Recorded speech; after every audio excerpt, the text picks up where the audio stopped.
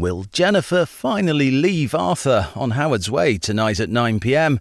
Time will tell, but now it's time to meet the Thamesmen.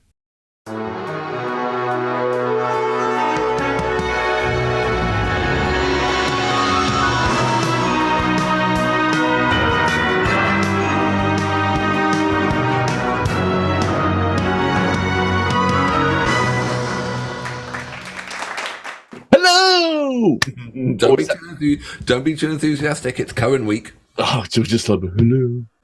Okay, I'll learn to live without it. Eeyore. Thistles. Yeah, the manic depressive donkey. Which was he was the best character. Anyway, look, sorry. I'm George. I'm in Los Angeles. I'm Alex. I'm in San Francisco. And Eeyore was that had to be a British writer, huh? A depressive donkey. I just love the way he would say thistles. It was like, anyway, but we on my kid. I've got Athos. He's with his teddy bears.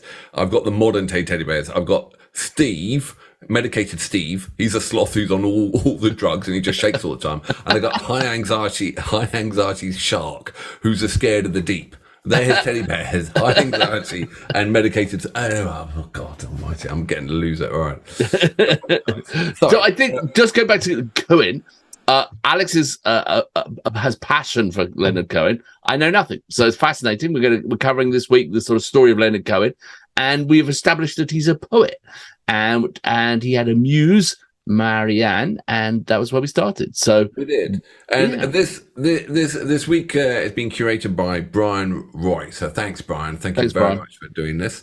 So what we do is we do 1 week of odds and sods, odd tracks, and then we subscribers send in their week of tracks. So when this one came along, I love Cohen, so it was like bullseye. So thank you very much for that. Yes, so he had a muse, Marianne, and he went to the island of Hydra. To write his books and become a novel, but he became a musician by mistake. And it was by mistake. It was truly by mistake. And this song is Bird on a Wire. Do you want to read the notes on Bird on a Wire? Sure. Let me just pull them up a second. So thank you for all the notes and thank you for everyone's contributions. So we're going to do Bird on a Wire. And it says that Cohen explained, it was begun in Greece because there were no wires on the island where I was living to a certain moment. There was no telephone wires, there were no telephones, there was no electricity. So at a certain point, they put in these telephone poles and you wouldn't notice them now. But when they first went up, it was about all I did, stare out the window at these telephone wires and think how civilization had caught up with me, and I wasn't going to be able to escape after all. I wasn't going to be able to live this 11th century life that I thought I had found for myself. So that was the beginning. Then, of course, I noticed that birds came to the wires, and that was how that song began. Like a drunk in a midnight choir, that's also set on the island, where drinkers, me included, would come up the stairs.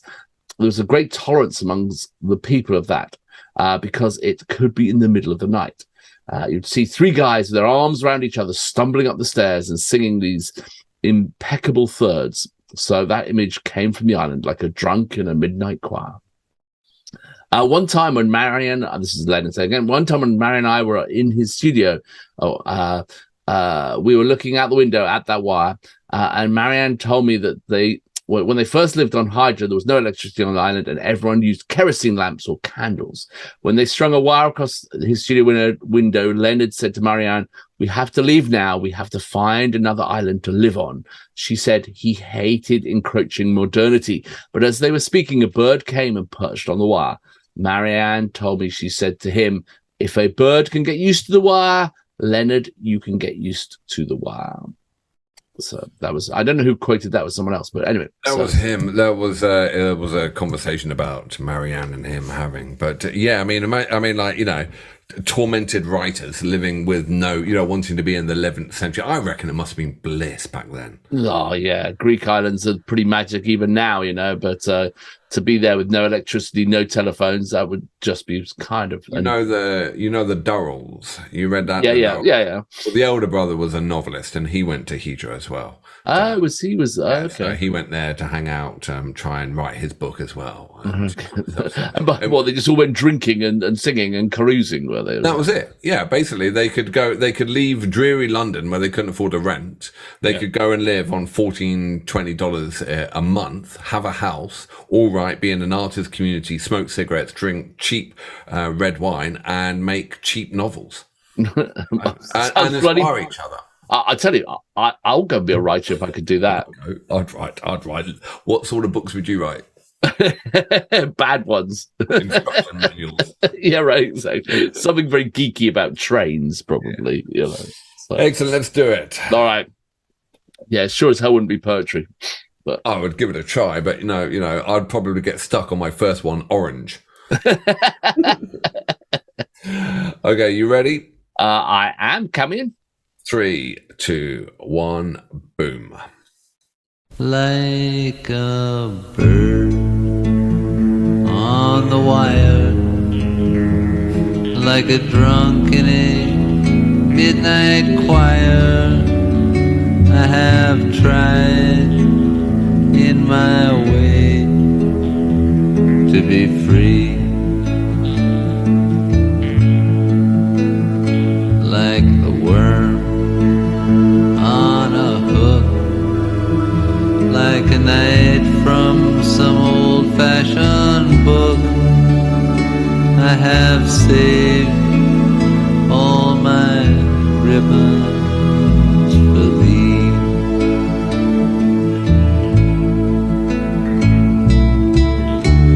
If I have been unkind,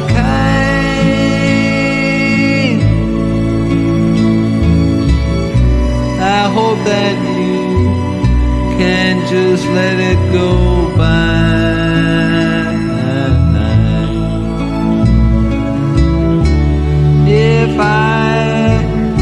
If I have been untrue,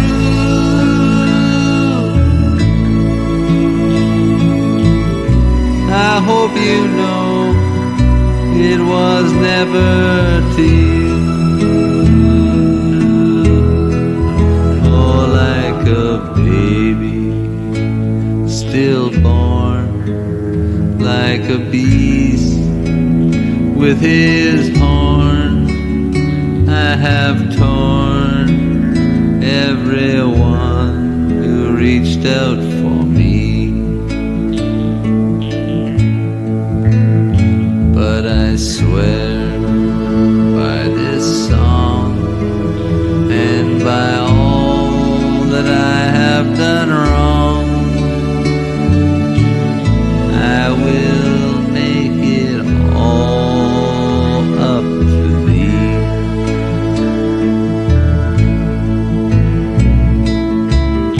I saw a beggar leaning on his wooden crutch.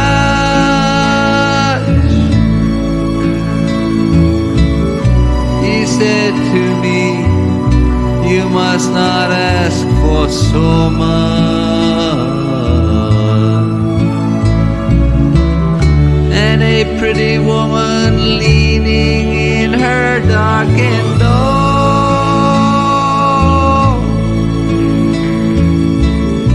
she cried to me, hey, why not ask for more?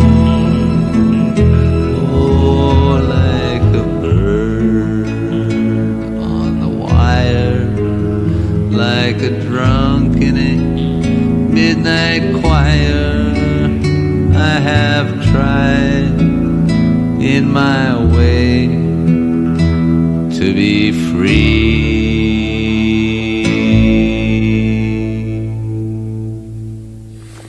Ooh, God almighty, I wish I could sing and play like that. That's a magic piece of poetry there, right there, isn't it? You know? It is. It really is. I mean, how? Yeah. I mean, just, yeah, beautiful and words that you could listen to again and again and get additional meaning from or relate them to your own life or your own moments, you know. That's the clever part. It's almost magic. like a hymn, isn't it? You know, that, maybe it was the reference to the church, whatever. But when you know it's about the encroaching modern society, and be it so, encroaching, it's just an electricity wire. You know what I mean? But I think that's the interpretation, from about the story about the bird on the wire and being on the Greek island. I think you could, I think there would be people who will have different interpretations because the lyrics, the words are so open and paint so many different images. I think that could be your interpretation because that part, but I think other people have a lot of other different interpretations about freedom and things like that. I think. Maybe. Well, later on in life, he became, as I say, he, twice he went into the monastery to escape everything, and I'm not sure I understand. Oh, sorry, that's my watch, and there he, I know my watch doesn't understand, and then there he seems to be escaping as well. Right, maybe. So where was he born? Canada. Oh, okay. So he's Canadian then. Yeah, he's Canadian, and then so this ties into our quick promo here. Upcoming Canada Week. I know we got Canada Week, and if he's not in there, that will be. I think we've covered it all here. But yeah, and I couldn't fathom how to write a song which is so simplistic, which is just basically a beautiful set of strings, and but it's just a Spanish acoustic guitar, and it's just pure poetry that drives it, and also incredibly sort of slow tempo, just really gently, just sort of leading you through it. Like there's no rush. It's just taking its time to, it's got a pace to it, which is interesting as well. I think But I used to think it, as I say, I think it was depressive, but it's not. No, I don't think so. And having the privilege of being, as I say, in this Greek island, in this heat, and the cicadas at night, and playing a lot of Cohen on a Greek island, and it just all comes together. Right. And the rhythm of it, and the slowness of it, and everyone goes out to eat at midnight. Yeah, right. And it was just great. I love it. I love it.